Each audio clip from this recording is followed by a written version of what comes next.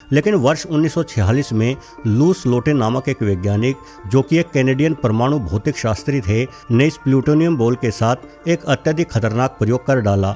इस सिरफिरे वैज्ञानिक ने बेरिलियम शेल के स्पेसर को निकाल दिया और अपने पास मौजूद एक पेचकस के जरिए बेरिलियम शेल को प्लूटोनियम के कोर से दूर रखा। उस समय कई अन्य वैज्ञानिक भी इस प्रयोग को देख रहे थे और सब कुछ सही चल रहा था, किंतु अचानक से लू स्लोटिन के हाथ में पकड़ा पेचकस नीचे गिर गया, जिस कारण बेरिलियम शेल ने प्लूटोनियम बॉल को ढक लिया। हालांकि लू स्लोटिन ने फुर्ती से अपने हाथों से शेल को पकड़ लिया, किंतु मात्र 1 सेकंड के लिए ही सही बेरिलियम शेल प्लूटोनियम बॉल के खतरनाक स्तर तक नजदीक पहुंच गया था, जिस कारण प्लूटोनियम बॉल में बेहद तेजी से खरबों बार रिएक्शन हो गए और पूरे कमरे में नीली रोशनी फैल गई। हालांकि इस रिएक्शन से निकली ऊर्जा हिरोशिमा पर गिरे परमाणु बम से 10 लाख गुना कम थी, परंतु ये ऊर्जा भी बेहद खतरनाक थी।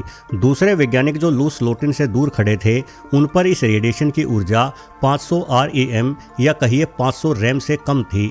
वैज्ञानिकों के अनुसार 500 रैम से ज़्यादा रेडिएशन इंसानों के शरीर पर बहुत ही बुरा असर डालता है। ये ऊर्जा हमारे शरीर में मौजूद DNA को नष्ट कर देती है, शरीर की कोशिकाओं को बदल देती है। वहीं लू स्लोटिन, जो कि इस ऊर्जा के ठीक सामने खड़े थे, उन पर इस रेडिएशन का हमला 2100 रैम से भी ज़्यादा था, जिस कारण जिस हाथ से लू स्लोटिन ने उस शेल को पकड़ा था, उनका वो हाथ तुरंत नीला पड़ गया और उस पर बड़े बड़े फोड़े उभर कर आ गए।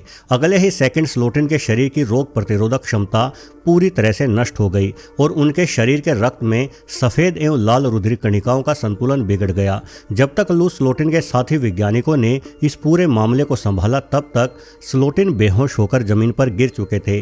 उन्हें अस्पताल ले जाया गया, जहां पहुंचते पहुंचते वो कोमा में चले गए और करीब 7 दिन तक बेसुध पड़े रहने के बाद उनकी मृत्यु हो गई। लू स्लोटिन की इस दर्दनाक मौत के बाद भी उनके साथी वैज्ञानिक हैरी डेगलिन भी इस प्लूटोनियम बॉल के साथ प्रयोग करते रहे, जिस कारण तेज रेडिएशन का शिकार होकर अगले 1 महीने के अंदर ही वो भी मारे गए। इसके बाद अमेरिकी सरकार ने इस बॉल के साथ प्रयोग करने को लेकर पाबंदी लगा दी और बाद में इस बॉल को अमेरिकी वैज्ञानिकों ने एक परमाणु बम के भीतर प्रयोग में ले लिया।